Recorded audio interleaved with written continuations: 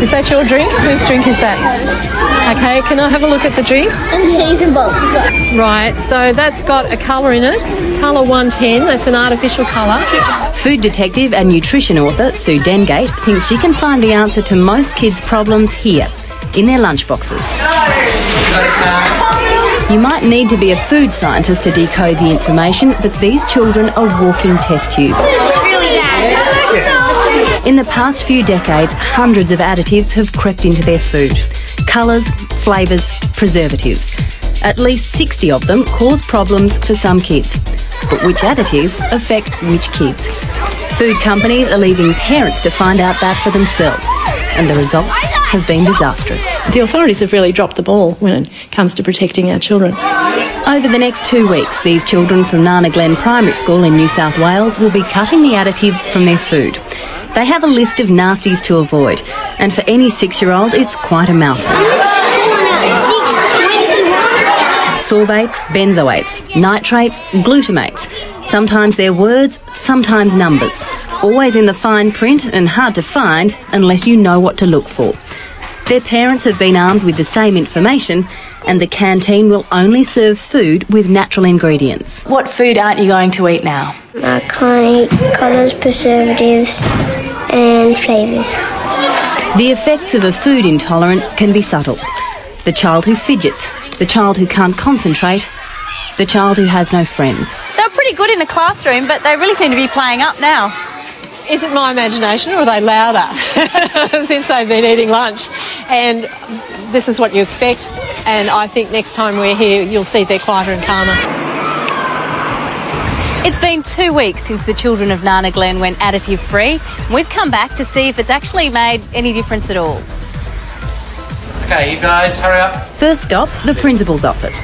Laurie Renshaw had to ask teachers, students and parents to cooperate, and he was stunned by the result. Just as an example, this year we've averaged 6 students on detention per week. Over this last week, we haven't had 1 student on detention. That speaks volumes for itself. I can see a... So, onto the classrooms to see the results firsthand. Kindergarten teacher Jenny Wiseman. They listen to instructions better, and they're not so impulsive. I think that's probably the biggest change that I've seen, that they think before they do things, think before they act. Okay, we're going to put that on the stove? Yep. Parents also couldn't believe the most seemingly benign foods could be having such a detrimental effect on their child's behaviour. Helen Barrett found out her son Liam reacted to additive 160B, found in vanilla ice cream and yoghurt. Removing it from his diet changed his life. His behaviour improved, the tantrums stopped, the head banging stopped, and basically we've gone from strength to strength from there. It's basically changed our life, because now I don't spend my whole day with a child that says no every time I ask him to do something. I have a child that I enjoy being with, and he's just a beautiful, unique creature. Most tellingly is what the kids say themselves.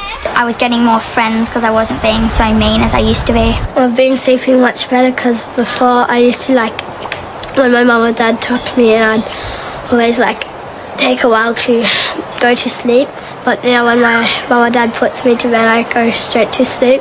People used to leave me out because I used to get really angry, and now they're playing with me and all that. Behaviour isn't the only thing affected, there are physical symptoms as well. There were less incidences of bedwetting, headaches, stomach aches and skin rashes.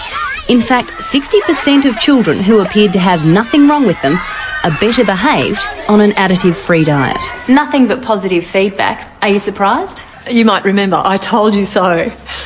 We've seen this so many times before. You take a lovely school with wonderful kids, and then 2 weeks later, everyone is talking about the huge changes they've seen. A study recently published in the UK proved the long-suspected link between food additives and hyperactivity. The food authorities there have already started removing harmful colours from food.